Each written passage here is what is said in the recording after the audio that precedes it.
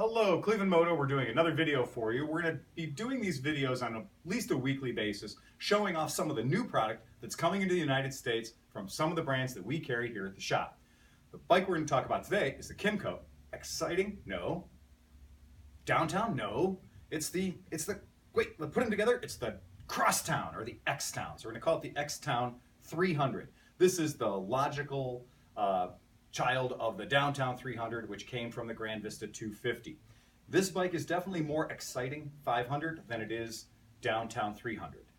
Maybe it's more exciting 500 than it is Grand Vista 250. This is a fuel-injected scooter. It's 300cc powertrain. I think it's 275 cc's to be exact. It's about 24 horsepower, give or take. It's the two-valve motor. It's the same motor that they had in the Downtown, which was a really good motor. We liked it. Very smooth motor, very good power delivery. The difference really is they've given you a little bit more room in the passenger area, which is super cool, and they've increased the sort of modernized the styling, which we do think looks nice. Your camera's not fooling you. This is flat white paint or satin finish white paint. I'm gonna go ahead and turn the lights on so you can check it out and see what the lighting looks like. If you come around to the back and take a look, the really kind of an interesting thing for the X-town, we have the X-shaped taillight assembly. Now, of course, the turn signals are still the DOT, of course, the DOT crap turn signals. I'm sure that if somebody takes it apart, they'll find that there's some European or Asian turn signals hiding in this really cool cluster at the back. Very nice lighting. The instrument panel is excellent. So when we look at the instrument panel, what we're seeing here is we're seeing a multi-segmented LCD, nice white backlit panel, very adjustable. You can set this for your volt, so your voltmeter is available for you to look at. You can also look at your temperature, so it's 62 degrees Fahrenheit in our shop right now because I am notoriously cheap. The clock can be set for American 12-hour time or 24-hour time. The bike is equipped with both front and rear ABS, and that's a pretty exciting feature when you consider the low price of this bike. I was somewhat shocked to find out that this is a $3,500 price range motor scooter. Really a hell of a lot of value, but they get that value by going to China. And this bike is a Chinese-made scooter. In fact, it comes with a sticker on the back of the bike that says Made in China right on it, just like the Like 150s. We have a problem with that here at our shop. The vast majority of Chinese products that we've tested have been no good. They've been terrible when it came to the long term. Now, Kymco, on the other hand, Kymco's a little different. The Chinese bikes that they make get BMW badges put on them.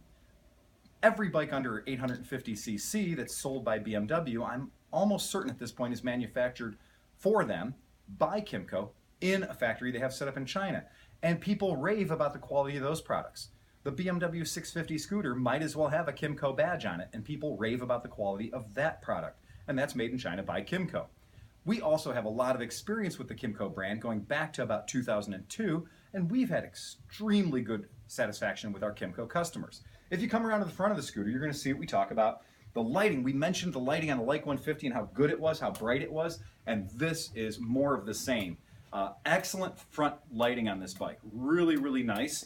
And they put the turn signals up here in the top. So the turn signals are nice, high, and visible where those cars that are going to try to turn left in front of you, it'll be a lot easier for them to see that turn signal. They talk about the triangle of light, and this really does go after that triangle of light. Hopefully in a short period of time, we'll see some cool windshields from GV. This factory windshield that's on here is a good windshield. It's just a little on the low side for touring. The ABS system worked fantastic. It's still, hey, I know it's mid-April, but here in Cleveland, there's still salt and there's still grit on the roads. And I went out, took this thing and crushed the front brakes. I got a really nice positive ABS effect.